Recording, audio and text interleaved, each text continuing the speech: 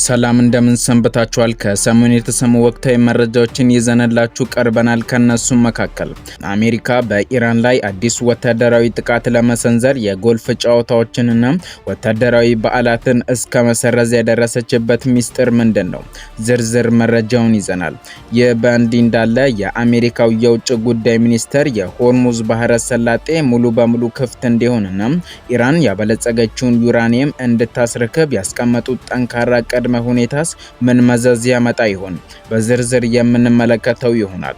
በተያያዘ መረጃ ፓኪስታን ሁለቱን ሀያል ሀገራት ለመጨረሻ ጊዜ ለማሸማገል ያደረገችው አስቸኳይ የዲፕሎማሲ ጥረትና የታየው ተስፋ ሰጪ ሂደት ምንድነው?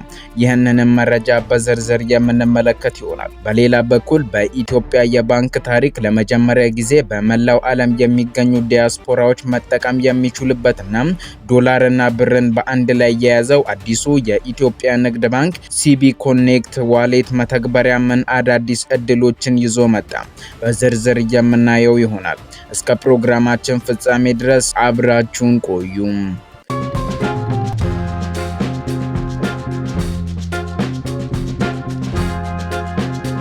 በቅድሚያም ታሪካችንን የምንጀምረው ሰሞኑን መላው ዓለምን መነጋገሪያ ካደረገውና ታላላቅ የዲፕሎማሲ ተቋማትን እረፍት ከነሳው የዶናልድ ትራምፕ ሶሻል ሚዲያ ፖስት ነው። የትራምፕ አስተዳደር ወደ ስልጣን ከመጣበት ጊዜ ጀምሮ በመካከለኛው ምስራቅ ላይ የሚከተለው ፖሊሲ ከፍተኛ ጫናን የመፍጠር ስልት ወይም ማክሲመም ፕሬዠር ካምፔን በመባል ይታወቃል። ፕሬዝዳንቱ በትሩዝ ሶሻል ገጻቸው ላይ ያጋሩት ምስል ግን ይህንን ጫፍ ወደ ሌላ አስፈሪ ምዕራፍ ያሸጋገረ ሆኗል።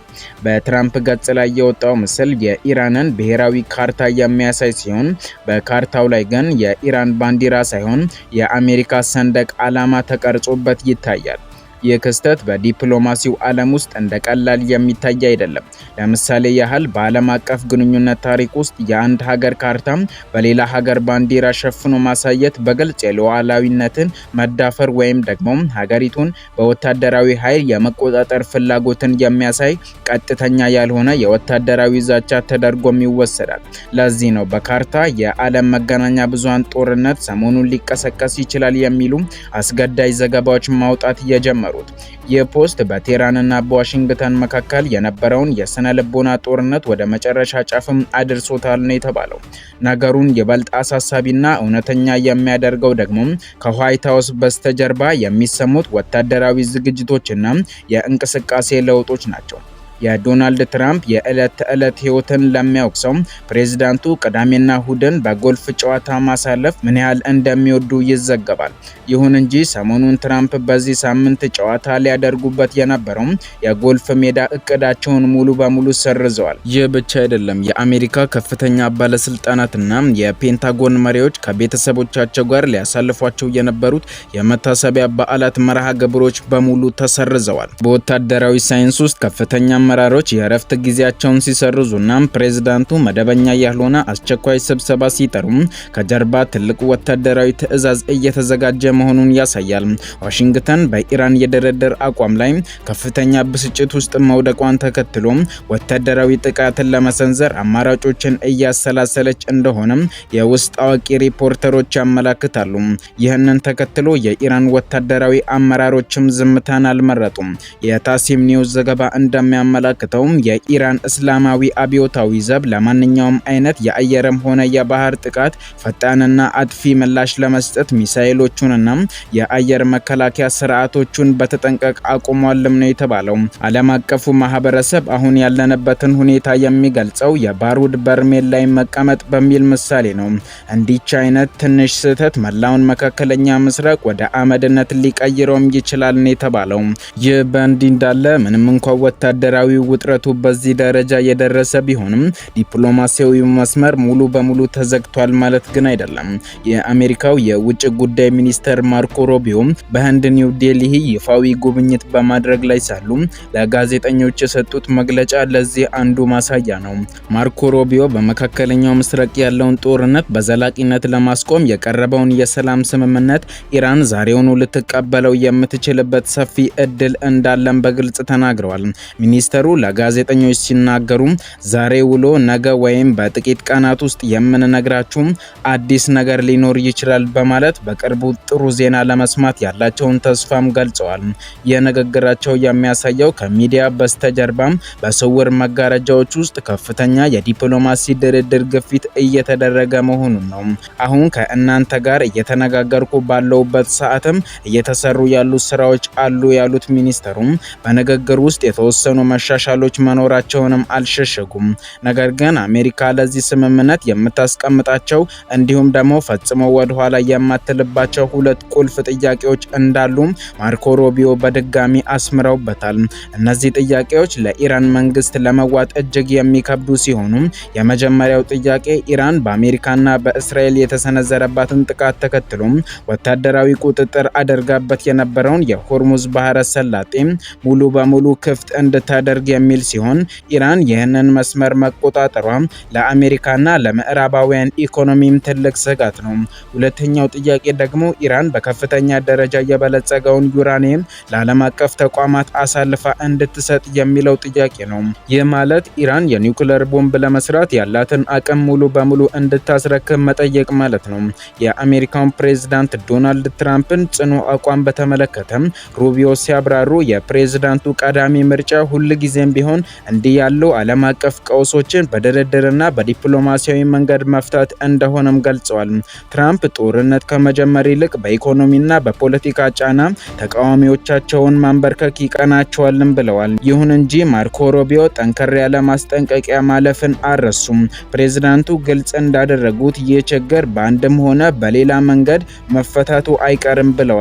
ይህ ማለት ኢራን በሰላማዊ መንገድ ቅድመ ሁኔታዎችን ካልተቀበለች አሜሪካ ጉዳዩን በወታደራዊ ኃይል ለመፍታት ወደ ኋላ አትልም እንደማለት ነው። በተያያዘ መረጃም ታዲያ ዋሽንግተን ይህንን የመሰለ ከባድ ቅድመ ሁኔታ ስታስቀምጥ የቴህራን ምላሽ ምን ነበር የሚለውን ስንመለከት የኢራን መንግስት ከአሜሪካ ጋር ያለውን የጦርነት ስጋት ለማስቆም በማርቀቅ ላይ ባለው የመጀመሪያ ደረጃ የስምምነት ማዕቀፍ ውስጥ የኒውክሌር ጉዳይ ፈጽሞ እንደማይካተት በይፋም አስታውቋል። ይህ ውሳኔ የአሜሪካን ተደራዳሪዎች በእጅጉ ያስቆጣና የድርድሩን ሂደት ወደ ኋላ የጎተተም ሆኗል ነው የተባለው። የኢራን ስትራቴጂ ግልጽ ነው። በመጀመሪያ አሁን የሚካሄደውንና በምክትል ኃይሎች ላይ እየደረሰ ያለውን ጥቃት ማቆም፣ ከዚህ በኋላ የኒውክሌር ጉዳዩን በሂደት በልዩ ሁኔታ ለብቻው መደራደር ይፈልጋሉ። ይህ ደግሞ አሜሪካ አሁን ዩራኒየሙን እንድታስረክብ ከምትፈልገው አስገዳጅ ጥያቄ ጋር ፈጽሞ የሚጋጭ ነው። አሜሪካ ለዓለም ንግድ ክፍት መሆን አለበት የምትለውን የውሃ መስመር ኢራን የእኔ የጓሮ በር ነው ማለቷ በሁለቱ ሀገራት መካከል ያለውን አለመግባባት ይበልጥ አክርሮታልም ነው የተባለው። ይህ የሀሳብ መጋጨት ነው እንግዲህ ፕሬዝዳንት ትራምፕን ወደ ከረረ ወታደራዊ ውሳኔ እንዲያዘነብሉ ያደረጋቸው። በሌላ በኩል የዓለምን የፖለቲካና የወታደራዊ ውጥረት በዚህ መልኩ ሰፋ አድርገን ከተመለከተን አሁን ደግሞ ወደ ሀገራችን ኢትዮጵያ እንመለስ። ለውጭ ሀገራት ነዋሪዎችና ለዲያስፖራው ማህበረሰብ እጅግ ታላቅና ዘመናዊ ታሪካዊ የምስራች ተሰምቷል። በኢትዮጵያ የባንክ ታሪክ ለመጀመሪያ ጊዜ በመላው ዓለም የሚገኙ ዲያስፖራዎች በቀላሉ ያለምንም እንግልት መጠቀም የሚችሉት የባለብዙ ምንዛሬ መተግበሪያን የኢትዮጵያ ንግድ ባንክ በይፋ አስተዋውቆ ወደ ስራም አስገብቷል። የአዲስ መተግበሪያ ሲቢ ኮኔክት በመባል ይታወቃል። መተግበሪያው ብርና ዶላርን በአንድ ዋሌት ላይ በአንድ ላይ መጠቀም የሚያስችል አስደናቂ አዲስ ቴክኖሎጂ ነው። የዚህ መተግበሪያ መምጣት ለዓለም አቀፍ ዲያስፖራዎች ትልቅ እፎይታንም ይዞ መጥቷል። ለምሳሌ ያህል ቀደም ሲል አንድ በውጭ ሀገር የሚኖር ኢትዮጵያዊም ወደ ሀገር ውስጥ ገንዘብ ለመላክ ወይም የባንክ አካውንት ለመክፈት ረጅም የዲፕሎማሲና የባንክ ሂደቶችን ማለፍ አልፎ ተርፎም በአካል ኢትዮጵያ መምጣት ይጠበቅበት ነበር። አሁን ግን በዱባይ፣ በአሜሪካ፣ በካናዳ፣ በአውሮፓም ሆነ በማንኛውም የዓለም አቀፍ ሀገራት የምትኖሩ ኢትዮጵያውያን ባላችሁበት ሀገር ሆናችሁ መተግበሪያውን ከአፕ ስቶር ወይም ከፕሌይ ስቶር በስልካችሁ ላይ በማውረድ ብቻ አካውንት መክፈት እንደምትችሉ የዚህ መተግበሪያ መስራቾችም ተናግረዋል።